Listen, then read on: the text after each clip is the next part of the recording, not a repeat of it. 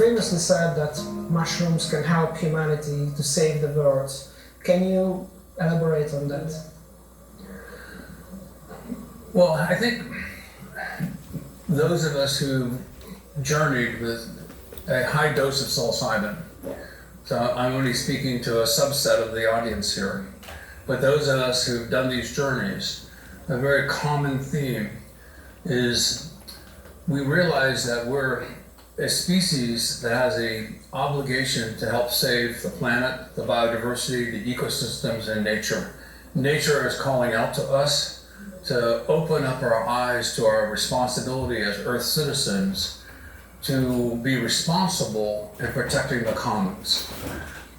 And unfortunately, because of capitalism, religion, all sorts of other factors, our vision has become so narrowed for just self-indulgence, self-profiteering, and the understanding of sharing for the commons has unfortunately retreated in the priorities of many human activities.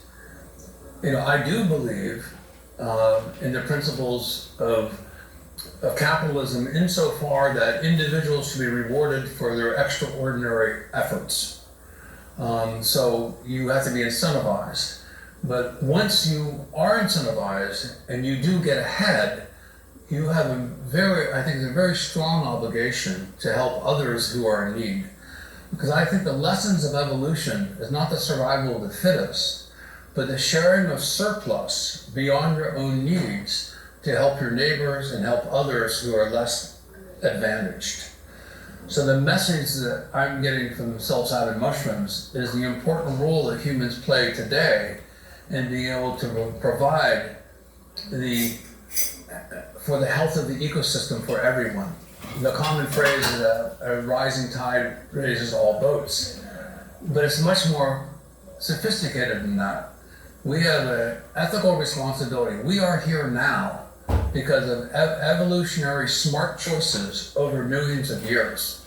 But we're at a time critical moment that if we don't make smarter choices now, then species extinction for humans is very plausible. Now, some people might say, no, that's not possible. Look at the evolutionary record. More than 99% of the species that have existed on this planet are extinct. Extinction is a natural consequence of evolution for those organisms who are not able to adapt to change. The fact that we are contaminating the ecosystem that gives us life is destroying our descendants' future. And so I feel a very strong obligation to our descendants calling back in time, saying we are at a pivotal moment to make decisions that affect our future for literally thousands of years going forward. So now, from a practical point of view, okay, most people would accept that logically, but what does this mean? Our research with psilocybin and psilocybin analogs shows that it profoundly stimulates neurogenesis, neuroplasticity, neurogeneration, neuroregeneration. Those are four separate forms of neuron enhancement. And we can see this now very clearly in vitro. We are involved in microdosing. We published in Nature scientific reports, 2 articles on microdosing, latest June 30th, 2022. And it's extraordinary how many people are microdosing. In this app that we co-developed called microdose.me, people self-report their behaviors, how often they use psilocybin, what do they stack it with, what's their motivation, what's their income, what's their race, what's their sexual preference. So it's a very interesting population study. And the reason why the peer reviewers at Nature were so excited about our manuscript is our data set is very large. The first paper, November 28th, 2021, surveyed more than 8,000 people. More than 4,100 were non-microdosers. That was a shock to us. Non-microdosers were motivated to sign up at microdose.me. I think because they want to get a baseline. Citizen scientists want to go, okay, before I start microdosing, I want to see what my baseline level is. and then you microdose for that contrast. So we had about 4,100 non-microdosers, a little over 4,000 microdosers. Predominantly in North America, microdosing is with psilocybin. Here in Europe is more common with LSD.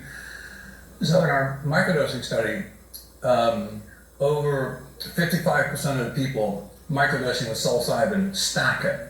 Now, what stacking means is that you have an admixture. You add something else to the psilocybin. And a variety of substances are added. Chocolate, I hypothesized a formula stacking psilocybin mushrooms with niacin, nicotinic acid, the flushing form, and lion's mane. And I proposed this stack because psilocybin is a vasoconstrictor, niacin is a vasodilator. Also, when you take the flushing form of niacin, your nerve endings get excited. So I thought with neuropathies, oftentimes present themselves as deadening of the extremities, the fingertips and the toes. And so when you have neurodegeneration and neuropathies, you have vasoconstriction, blood vessels, choke off, nerves die. So I thought with vasodilation, with niacin, it could deliver the benefits of psilocybin to the endpoints of the peripheral nervous system. So then lion's mane, it's been well studied that lion's mane regenerates myelin on the axons of nerves. This is the conductive sheath. So I bundled these together with a hypothesis that these would have an entourage effect of stimulation for helping people with neurodegenerative diseases. Now, it's not just diseases, it's age. New news to everyone, we get older, and as we get older, unfortunately our nervous system declines in its health. So there was a metric in microdose.me, and when we surveyed these thousands of people, there was a statistic that jumped out. Now, it did not jump out with young people, 20 to 55-year-olds in that range, but 55-plus-year-olds, there was a startling result that caught our researchers by surprise. And when they did the analysis, there was a finger tapping test. How quickly can you tap the first 2 fingers in 10 seconds? So when you're young, you can do it really fast. When you get older, you do it slower. This is a test that is used for charting neurodegeneration of Alzheimer's patients, dementia, Parkinson's, traumatic brain injury. This is a common test. Many people listening to this have taken the TAP test. So the startling result was, with psilocybin in any form, by itself, the psilocybin mushrooms, psilocybin with chocolate, psilocybin with anything else, nothing statistically increased the frequency of tapping in 55-plus-year-olds but one formulation, and that was called the Stamets stack. Psilocybin, niacin, lion's mane increased the tapping frequency of approximately 49 taps to 68 taps in 30 days, relatively quickly, with a p-value of significance of p equals 0.004. That means 1 chance in 250 that it's just random noise. So there appears to be a quote-unquote cause and effect. When we saw that result, then I thought, well, what's the mechanisms of action, the modes of action? Neurologically, what's happening? So we started diving deep into the literature of the proteins that code for nerve growth factors, including BDNF, which is brain-derived neurotrophic factors. This is basically how brain neurons then are stimulated into regrowth. And we found something shocking, absolutely bizarre. Now, people can see my talk, I encourage that you do that, but here's an example. At microdosing levels, psilocybin by itself stimulated none of these nerve growth factors. Niacin by itself didn't stimulate any, and lion's mane did not stimulate any. 0 plus 0 plus 0 equals 0. Well, that's called the cumulative additive effect. When we put these 3 together, it excited these proteins that then resulted in the stimulation of nerve growth factors in BDNF. So in this case, 0 plus 0 plus 0 equals, for instance, 20. So that synergy of those 3 components created something truly unexpected and surprising. Now, if you're a neurologist and a researcher, and you dose these nerve cells, for instance, or these proteins with psilocybin at a microdosing level, oh, no activity. Moving on, because you think, oh, it has no activity. I believe that niacin is a catalyst for nerve growth factors, stimulating the neurogenic benefits of psilocybin. This is also important because there's 11 clinical studies that are using niacin opposite psilocybin. So psilocybin over here, niacin is their quote-unquote placebo. So they're actually 180 degrees in opposition to my idea, not purposely. They're looking for an active placebo. am teaching opposite of that. I always like to go to the path not traveled. I'm a contrarian by nature. I'm an inventor and an innovator. I think about this. I've been doing this. My first book on psilocybin came out 44 years ago. I've published numerous species in the genus Psilocybe. I'm immersed in this knowledge. And when you study a subject as long as I have, you begin to question authority, question conventional thinking. And that's been the story of my life, actually, but I respect conventional thinking. I think it's an important foundation, but it always has to be adaptable to change and creativity. And so my contribution, I think, is showing that microdosing with psilocybin works when you can catalyze it with something like niacin and lion's mane that amplifies the potential benefit, where psilocybin by itself at low concentrations may not. So that's what we're excited about microdose.me. We have clinical trials now planned, and these observational studies can help inform clinicians on how to design very good clinical trials. So we do not know whether this is going to be clinically relevant or not. That is yet to be proven. But we have 3 pillars of evidence now. We have the TAP test. What can explain that? It's not expectancy. Placebo is not appropriate. So I just challenge any listener. What could result in an increase in psychomotor skills compared to psilocybin by itself or non-microdoses? The only explanation that's feasible, in my imagination, those of many neurologists I've talked about, is neurogenesis. There's an increase in the neurological health of the patients or the individuals taking these substances. So that's one pillar of evidence. The second pillar is these MAP kinases. These are proteins, when the substances dock with them, stimulate BDNF and NGF, brain-derived neurotropic factors and nerve growth factors. So I showed in my talk, 4 or 5 examples of zero activity, the components stacked together of massive activity. In fact, we have more than 50 examples of this, where there's no activity and massive activity. And we have hundreds of examples of synergy, where 1 + 1 + 1 doesn't equal 3, but 1 + 1 + 1 equals 16. So it's the entourage effect of amplification. So we have that pillar of evidence. The third pillar of evidence, which I didn't have time to show, is in vitro with brain nerve cells growing. We can actually dose those nerve cells with this combination of psilocybin, lion's mane, and nicotinic acid, and we can see the proliferation of the nerves growing beyond baseline of any one of those other components. So those 3 pillars of evidence are a strong argument for creating clinical studies to test this. Now, keep this in mind, and I didn't get a chance to explain this during my talk. Think about all the confounders in this observational study. Where are people buying their psilocybin? Underground market. How was the potency of each one, each sample? The majority, I think 78% of the people were taking 1/3 of a gram to 1/10 of a gram of Psilocybe cubensis, golden tops, dried. So you have the variability of the dosage, you have the variability of the sources and how much psilocybin is in each. You have variability in the amount of niacin they're taking, you have variability in the amount of lion's mane they're taking. Now these 3 confounders logically would dilute significance. The fact that we have such high significance for the TAP test suggests to me that the results are understated compared to optimization. If we can optimize each of those components, then the significance value should logically increase. So the fact that we have such a signal from the noise is truly, I think, an eye-opener. And And so my best supporters, by the way, many of you are skeptics. My best supporters have been skeptics. So I like to be taken to the mat, but I would advise all skeptics to be a little bit more circumspect. Because some people say microdosing doesn't work. Every study of microdosing doesn't follow the practices of microdosers in the real world.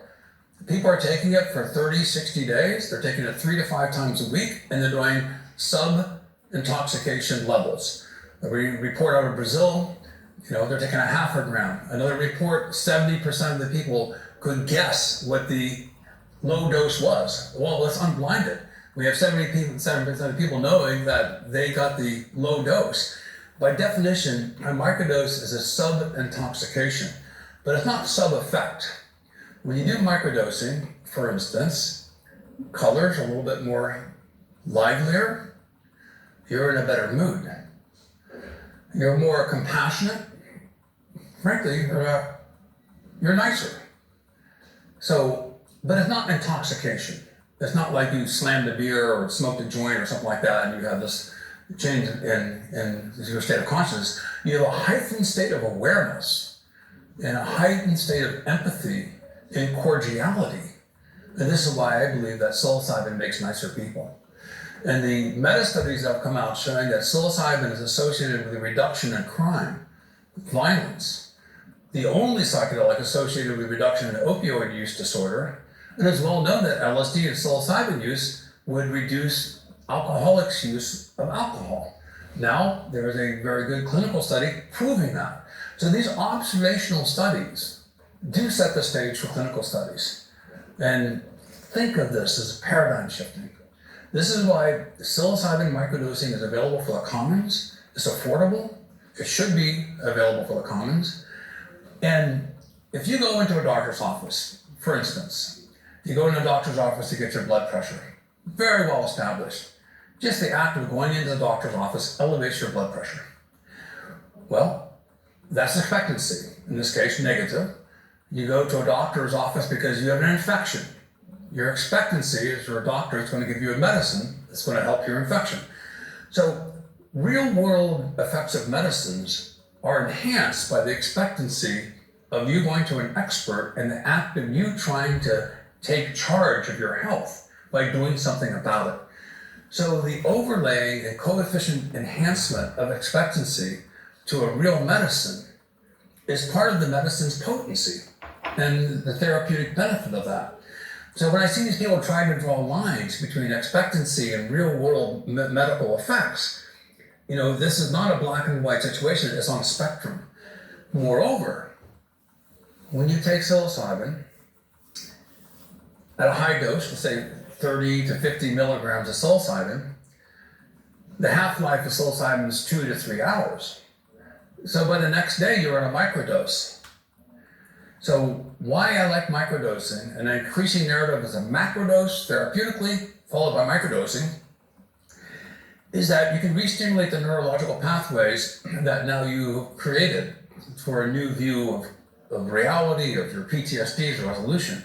The Johns Hopkins study found that 14 months later, the very act of re-remembering was therapeutically beneficial. Well, re-remembering is rekindling the neurological pathways that led to that memory, and you have a re-experiencing of it. Microdosing also rekindles those pathways, not only for your memory of the experience, but I believe from the activity, neurogenically, of visiting and relivening those pathways so they become more resonantly dominant and becomes now your new, neurological system for dealing with the world. So this is a really exciting area of research. I'm so honored to be a shepherd of this knowledge. I literally believe that this is generational knowledge. We're all thought leaders. The ecosystem here, the body inlet of knowledge at this conference, I think is really hopeful. And at the same time, we have to be very careful about marginalization.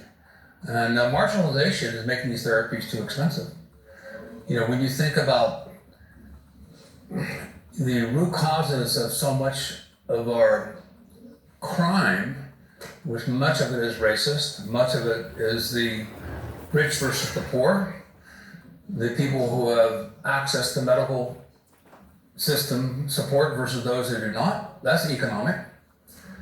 So it's important if we want to help heal society and to reduce crime, that the universality of access of these medicines are made available. Microdosing allows that. So what's your vision of the future of psychedelics? How do you see this field in like 10 years? I would see microdosing being a nootropic vitamin that would be closely associated and proven with a massive reduction in crime, saving governments and saving victims, saving families, hardship, money. I mean, what government official here is opposed to the reduction of crime? Hopefully there's none, right? I would hope there's none. If there is one, they should dose on psilocybin. They would change their mind. So I would see the future that,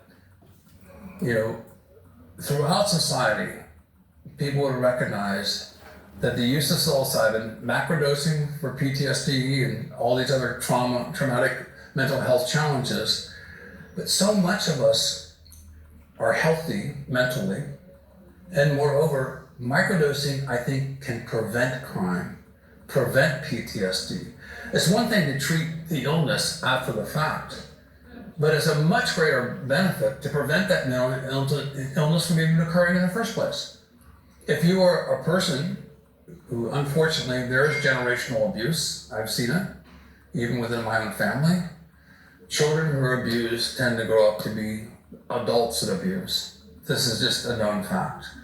If you can resolve your issues and not become a perpetrator to pass on this generational violence behavior, then you can prevent victims in the future. So I see psilocybin and microdosing as preventing PTSD, preventing criminal behavior. And moreover, not only do I think psilocybin makes nicer people, but I believe psilocybin makes smarter, more intelligent people, especially as they age. Do you think that you became smarter and nicer because you used psychedelics? That's a very self-serving question. You're asking my ego if I thought I'm smarter because the use of psilocybin. Of course I think I'm smarter. But then I have to say, well, wait, is that delusional? This is where, you're asking the kind of the impossible to answer question without showing bias. And speaking of bias, we're all biased. We're all biased. We all have egos. We all have interests. Show me a person who's not biased. Even professors at universities, if they do not publish, they will not get tenure. And they can put on their slides they have no conflicts of interest. Yeah, they do. Every single professor here who said they have no conflicts of interest are hypocritical. They have to publish in order to have tenure. So every person studying this subject has an internal bias because they have an interest in the subject. They're motivated. They want to do studies. They know if the studies get published, then their position of employment within the university is better than that which they would not. So people should be a little more circumspect. Take a step back. If you're a human, you have bias. You have bias for food when you're hungry, bias for medicines, bias for your friends, bias for people you want to associate with. Bias comes with a human condition. The question becomes, is that bias such that it is not beneficial for the general population? Or is it idiosyncratically specific to certain individual and personality types? Now you can dial this down now. This is something that probably will be disambiguated better in the future when we have more targeted individual therapies customized. But right now, throughout a general population, we're seeing that the effects are beneficial with very strong signals right now from the noise and the chaos of the general population, both with healthy normals and with individuals with mental health challenges. We all have mental health challenges. We're all in a spectrum. Right now, don't you have a little voice in your head thinking about your next question? Don't you wake up and go, when I was 8 years old, I really wish I hadn't taken that toy away from my friend and was so mean to him? We all are self-reflecting. We're all self-diagnosing. It's just when your self-diagnostic tools are not adequate to treat the condition, that's important you seek an expert's help. So we're all involved in the spectrum. Macrodosing to microdosing is a spectrum. People should be much more careful in maybe saying that microdosing doesn't work. And I just wish people would be a little bit more careful in their languaging, because I think this is a spectrum. You mentioned that your first book was published in 1978. That was the year when I was born. No. So you have been waiting a lot to this time when it seems that it becomes real, right? So how do you feel about this new psychedelic renaissance? And do you think there is a risk of a new backlash after this? Well, there's always a danger in a renaissance. You know, having by definition, it's a revolution against the conventional wisdom. What is really different now than in 1978, when I published my first book, is the absence of paranoia. That's a stressor. That causes anxiety. For us early adopters, and even with indigenous people, when the Christians and the Catholics came to Mesoamerica, and they brought their diseases and their advanced weapons and their sailing ships. I mean, that domination and suppression of indigenous wisdom and religion, you know, caused a mass amount, of course, anxiety and harm. And so societal pressures against us early adopters and people who are thought leaders really carrying the torch forward of indigenous people all over the world. You know, we are not now under the same pressure from society to be as paranoid as we were back then. You do not know, and most people listening do not know, this state of heightened paranoia and concern and anxiety that the government any minute could break down your doors and arrest you. And to me, the use of psilocybin and psychedelics is a civil right. It's a freedom of consciousness right. No government in the world has a right to your freedom of consciousness. That is your born right. And yet you espouse these rights, and it challenges laws and religion and, you know, other people who are in positions of power. They feel threatened by individual freedoms. So to me, this is a civil right issue, fundamentally. You have a freedom of right to your own consciousness. If you can improve it, then you have the right to make that choice. No government should take that choice away from you. Thank you very much. Okay. Is there anything you would like to add, or did I ask everything? Oh, I would add one more thing. What's very different about psilocybin mushrooms than peyote, for instance, and the peyote way is something that I think should remain with indigenous people, the Yaqui and other related, you know, First Nations, especially in North America. That plant is fragile. It takes a long time to grow. Sustainability, it doesn't look likely in the near term, and over-harvesting jeopardizes indigenous knowledge and indigenous practices. Peyote is very different than psilocybin mushrooms.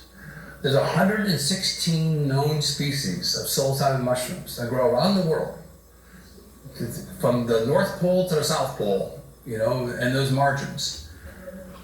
And in each or many of those ecosystems, indigenous people from Mesoamerica, from Ireland, from Germany, in Japan, psilocybin mushrooms are known as laughing mushrooms. That's been a name that's been around for hundreds of years. So every group who's lived in close association with the ecosystem is likely to have a history of contact with psilocybin mushrooms. So Maria Sabina, the great Mazatec shaman mycologist, right, she was a mycologist, that gives a huge amount of credit, she introduced psilocybe zapatacorum to the West. 90% of the people using psilocybin mushrooms are using psilocybe cubensis, a mushroom that Maria Sabina did not use. And it grows in the tropics, from Florida, or subtropics, Florida, Guatemala, it grows in Thailand, it grows in Australia, it grows throughout Africa, the moisture regions of Africa. So when you understand that psilocybin mushrooms are not only more biodiverse than peyote, but you can grow them sustainably, it kind of checks all the boxes in terms of not being cultural appropriation, having universality of use across many cultures, growing in many different regions of the world. So I think this is a bridge between cultures and continents and throughout centuries. There is a narrative new to me, but it came out of British Columbia years ago. And it's one of the elders of an indigenous clan in Canada was challenged by one of the parents. Why should we send our indigenous children to be educated by Westerners, like the European educational system?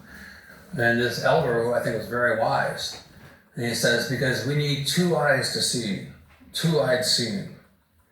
We need the Western eye of science. We need indigenous wisdom for making sure the science respects nature and generational knowledge. So we went to a first indigenous conference, and a good friend of ours who is a leader in this movement, she's indigenous. She's actually half Irish, half Native American. And one of her elders stood up and she goes, I love two-eyed seeing. And she said, I'm not taking away my iPhone from my 12-year-old daughter. That would create chaos in my life. But I think this is an example where with two eyes we can see better. We need to respect indigenous wisdom. All wisdom is built upon by experience. Everyone contributes to the growing body intellect of knowledge. This is what this conference is about. And I think we have to always walk forward with two eyes seeing. One of the characters in the new Star Trek Discovery was modeled after you, and in this show there is the mycelium network that helps people to travel through space and time. Do you believe that one time this will be a reality? Yeah, this Star Trek series Discovery, the 10 or so writers called me up and said, we're in the dungeon, we're writing Star Trek, give us some ideas. And I told them to turn on their tape recorder. I'm a Star Trek fan.